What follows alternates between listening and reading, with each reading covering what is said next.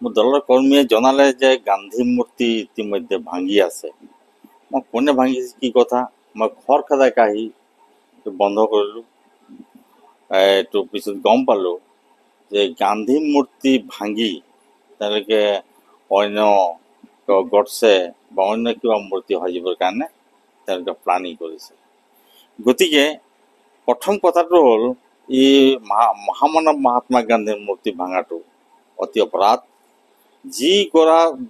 যিগৰাকী ভাৰতবৰ্ষৰ স্বাধীনতা আন্দোলনত গুৰি ধৰিছিল, যাৰ অৱদান ভাষাৰে ক'ব নোৱাৰি, বুজাব নোৱাৰি, তেনেকুৱা এজন মহামানৱ মহাত্মা গান্ধীৰ মূৰ্তি ভঙাটো দুৰ্ভাগ্যজনক।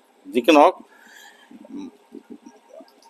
বিজেপিয়ে য'ত য'ত মহাত্মা গান্ধীৰ নামটো আছে তেওঁলোকে হজম নহয়, মূৰ্তিটো হজম নহ'বই। গতিকে তেওঁলোকে পাকে প্ৰকাৰে মূৰ্তিটো তাত নোহোৱাকৈ অন্য ঠাইত হয়তো বনাবৰ কাৰণে তেওঁলোকে চেষ্টা কৰিব বা বিকৃতি ৰূপ দিবৰ কাৰণে চেষ্টা কৰিছে। গতিকে এতিয়া মই কওঁ যে কোনখন মিটিং হৈছিল, ক'ত হৈছিল ৰাজহুৱা মিটিং, এইখন ক'ত প্ৰস্তাৱ ল'লে? এজনে ক'লে যে ৰেছপন্সিবল মানুহখিনি মাতিছিলোঁ।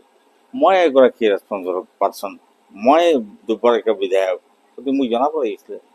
এতিয়া মহাত্মা গান্ধীৰ মূৰ্তি ভাঙা, মই ক'ব বিচাৰিছোঁ যে এই যে ৰূপকোঁৱৰ জ্যোতিপ্ৰসাদ আগৰৱালা ভাষাৰ লগত জড়িত, শিল্পী সাহিত্যৰ লগত জড়িত, তেওঁ যে অতি কদক্ষ ৰূপত পৰি আছে ৰাষ্ট্ৰীয় ঘাইপথৰ কাষত, তেওঁলোকে কিয় সেইটো উন্নয়ন কৰা নাই? গতিকে এতিয়া উন্নয়ন বুলি ক'লে ভাৰতবৰ্ষই দেখিছে উন্নয়ন এনেধৰণৰ হৈছে।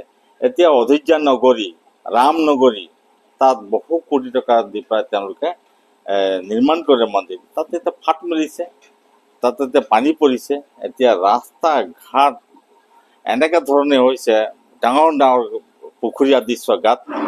গতিকে ইয়াতো এই যে অযোধ্যা নগৰী যেনেধৰণে হৈছে, এই ডুমডুমাতো ইয়াৰ বিধায়ক ৰূপেশ গোৱালাই কৰিব বিচাৰিছে। ঠিকাদাৰ প্ৰথাৰে দেশখন চলি আছে, ঠিকাদাৰ প্ৰথাৰে দুৰ্নীতি চলি আছে। ঠিকাদাৰ এতিয়া এই মহাত্মা গান্ধীৰ মূৰ্তিটো ভাঙাত ২৭ লাখ টকা তেওঁলোকে ঠিকা দিছে।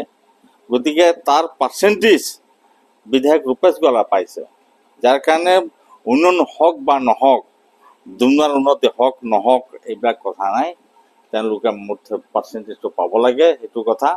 উন্নয়ন মই বুলি নহয়, দুৰ্নীতিৰ কোনো মানুহে ইয়াৰ বিৰোধ নকৰে, মই তাৰ বিৰোধ নকৰোঁ। উন্নয়ন কিন্তু গ্ৰহণযোগ্যতা থাকিব লাগিব।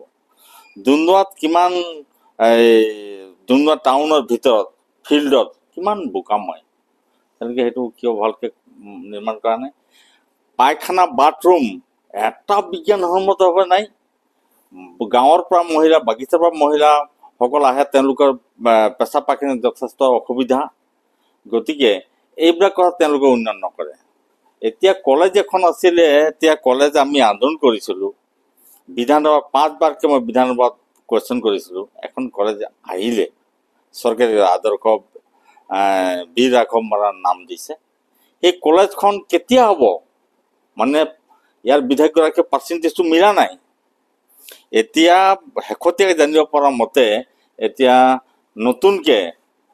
নতুনকৈ তেওঁলোকে এষ্টিমেট কৰিব বিচাৰিছে, আৰু নতুনকৈ তেওঁলোকে অলপ টকা পইচা বঢ়াই তেওঁলোকে হয়তো অন্য ঠিকাদাৰক দিব। সেই ঠিকাদাৰটো বিধায়কৰ ঠিকাদাৰ হ'ব লাগিব, নহ'লে তাকো বন্ধ হৈ যাব কাম কৰিব। আজি যেনেধৰণে চিফ মিনিষ্টাৰ ঠিকাদাৰ আছিলে বাজাজ নামৰ, সেই ঠিকাদাৰজনক হজম কৰিব নোৱাৰে, মানে তেওঁ পাৰ্চেণ্টেজটো নাপালে, ইয়াৰ পইচা কমিশ্যনটো মুখ্যমন্ত্ৰীৰ ওচৰত গুচি গ'ল। সেইকাৰণে এতিয়া তেওঁ কোনো ইণ্টাৰেষ্ট দিয়া নাই কলেজখনত।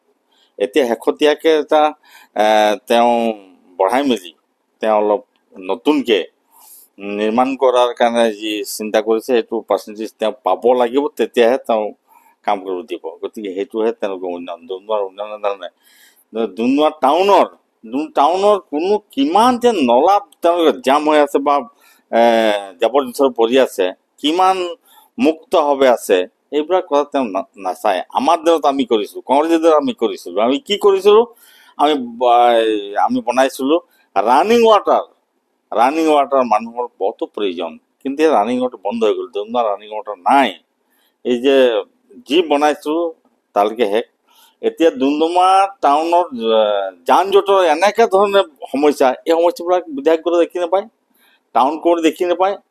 এটা আমি বনাইছিলোঁ এটা যান জঁটৰ সমস্যা যাতে দূৰ হয় তাৰ কাৰণে বাছ ষ্টেণ্ড। এতিয়া বাছ ষ্টেণ্ডটো কি হৈছে, বাছ ষ্টেণ্ডটোত তাতে মদৰ দোকান দিছে, ৱাইন শ্বপৰ দোকান দিছে। গতিকে সেই ৱাইন শ্বপৰ পৰা কমিশ্যনতে পায়। গতিকে ৱাইন শ্বপৰ এইটো আছে।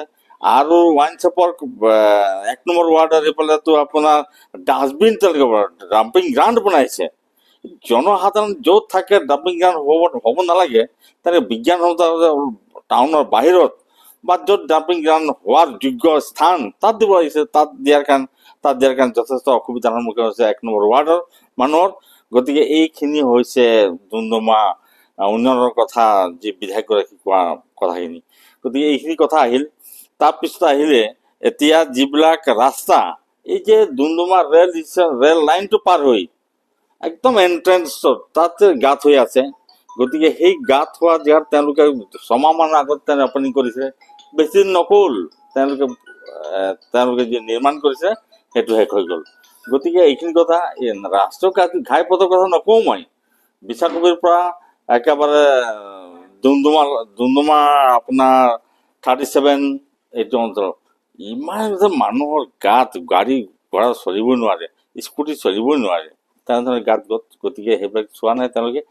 এতিয়া 1 নম্বৰ ৱাৰ্ড এতিয়া ডাম্পিং গ্ৰাউণ্ডৰ কথা ক'লোঁ, ইয়াত প্লাবিত, এতিয়া গোটেই জনমগ্ন হৈ আছে, মানুহৰ হাহাকাৰ, পায়খানা পানী তেওঁলোকৰ একাকাৰ হৈ গৈছে, বোকা একাকাৰ হৈ গৈছে।